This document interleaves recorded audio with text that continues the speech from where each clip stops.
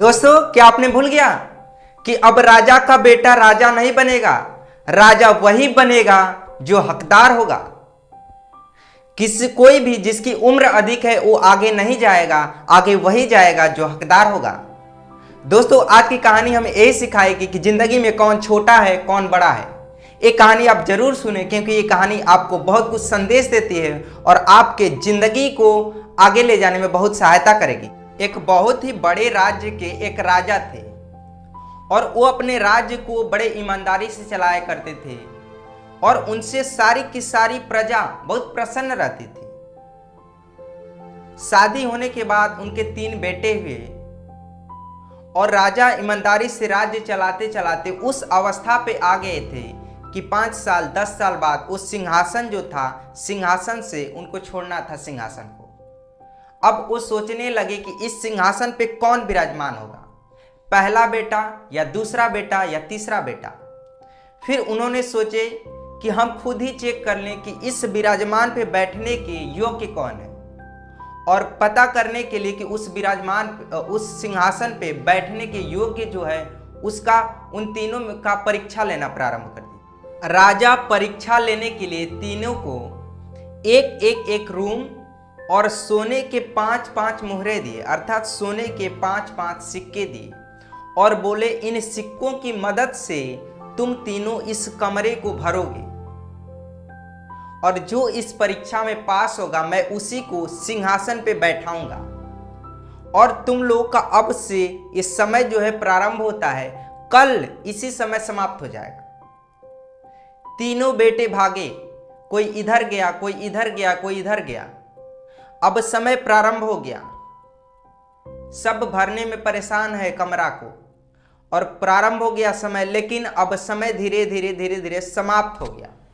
राजा पहुंचे बड़े बेटे के यहाँ, पहले वाले के यहाँ, तो देखे वो कमरे को भूसे से, मार्केट से भूसे लाकर भर दिया है और पसीना से भींगा हुआ है और खास रहा है। दूसरा बेटा मार्केट से कपड़े लाकर भर दिया है और पसीना से भींगा हुआ है। तीसरा बेटा एकमात्र छोटी सी दीप में तेल रखकर जलाया है और दरवाजे पे घंटियां लगा दिया है ताकि कोई प्रवेश करे तो बजे। वो कमरे को दीपक से भी भर दिया और घंटियों के सुरों से भी भर दिया। अगले ही सुबह राजा परीक्षा का परिणाम दरबार में बताने वाले थे। सुबह पूरी दरबार भरी पड़ी हुई है प्रजा से। जो पहले वाले सपोर्टर के प्रजा थे वो ये चाहते थे कि परीक्षा में पहला वाला बेटा सफल हो। जो दूसरे वाले बेटे के सपोर्टर थे वो ये चाहते थे कि परीक्षा में दूसरा वाला बेटा सफल हो। जो तीसरे के सपोर्टर थे वो ये चाहते थे कि परीक्षा में तीसरा वाला बेटा सफल हो।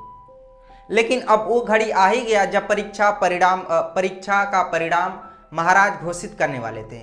महाराज बोले कि इस परीक्षा में तीसरा वाला बेटा सफल हुआ और वही इस कुर्सी पे विराजमान होगा। पहले और दूसरे के जो प्रजा सपोर्टर थे विरोध करने लगे। पहले वाले के बोले कि राज सिंहासन पे वही बेटा बैठता है जो बड़ा होता है। दोस्तों, ध्यान से सुनिएगा, जो राजा जवाब दिए वही सीखने वाला है। राजा बोले कि किसी भी राज्य को चलाने के लिए वो राजा नहीं चाहिए जो कि ज़्यादा धन का खर्च करे, बल्कि राजा वही चाहिए जो धन में, उतना ही धन में दिमाग लगाकर बुद्धि से उस राज्य को चलाए और धन बचा सके। किसी भी राज्य चलाने के लिए अधिक धन की आवश्यकता नहीं है, बल्कि बुद्धि की भी आवश्यकता होती है। दोस्तों, यह कहानी ये बताती है कि जो शरीर से काम करे वही स्मार्ट नहीं होता है, जो शरीर के साथ साथ दिमाग से काम करे वही स्मार्ट होता है। मेहनती वह नहीं होता है जो शरीर से काम करे, मेहनती वह होता है जो शरीर के साथ साथ दिमाग से काम करे। दोस्तों, इस कहानी के माध्यम से आप अपने जिंदगी में आगे बढ़ने की कोशिश करें। इस वीडियो में इतना ही, मिलेंगे अगले वीडियो में। Thanks for watching this video.